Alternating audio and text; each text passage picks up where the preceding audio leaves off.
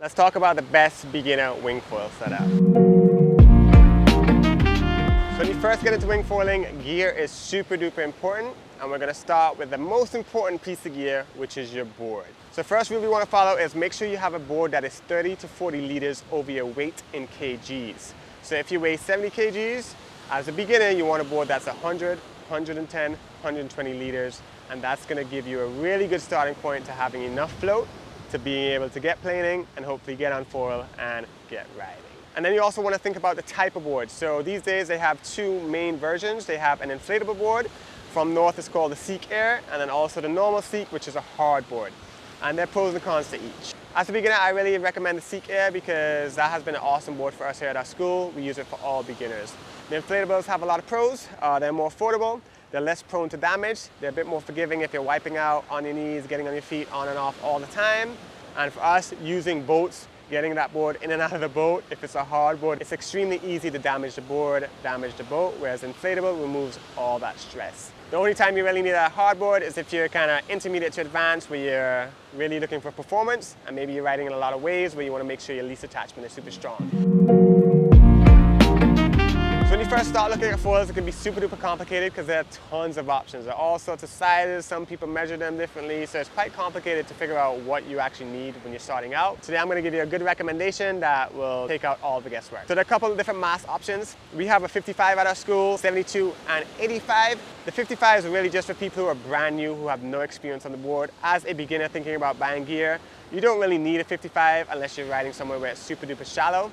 So my recommendation is either a 72 centimeter or an 85 centimeter mass. 72 is great, keeps it low to the water, helps if you're riding in shallow places. If you're like kind of trying to get off a beach and it's pretty easy to run aground, 72 is great. But if you're someone who thinks you're going to progress pretty quickly, the 85 is the most versatile setup. That's the mass that you can buy and you'll be on forever. You'll change your front wings as you get better, but the mass length will be golden.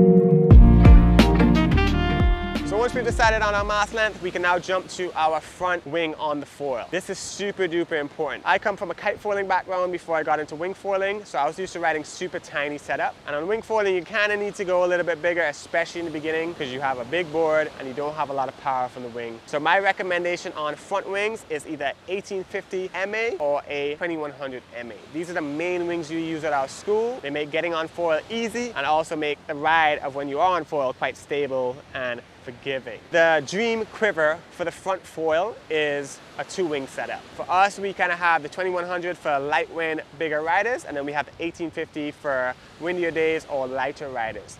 As someone buying their own setup, you could even buy like an 1850 if you're riding somewhere where it's pretty windy or you're not super heavy, and maybe even like a 1500 as a progression wing.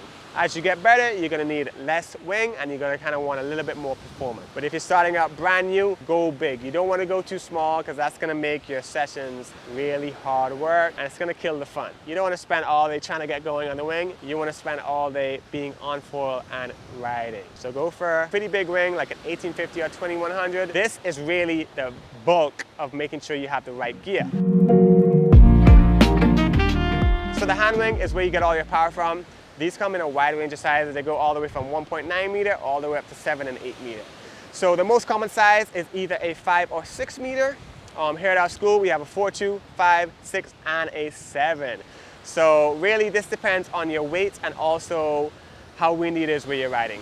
Here in the Caribbean, in Antigua, we get anywhere from 12 to 20 knots. So 5, 6 and 7 are kind of our go-to sizes.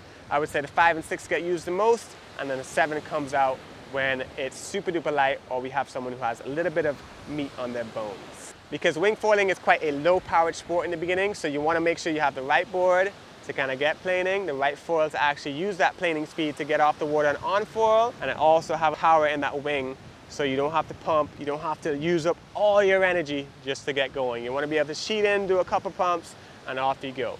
So in the beginning, your technique's not gonna be that great. The wind's gonna always be up and down no matter where you are in the world. So following this guide and going a little bit bigger than you think you need is gonna be super duper helpful, speeding up your progression as a beginner.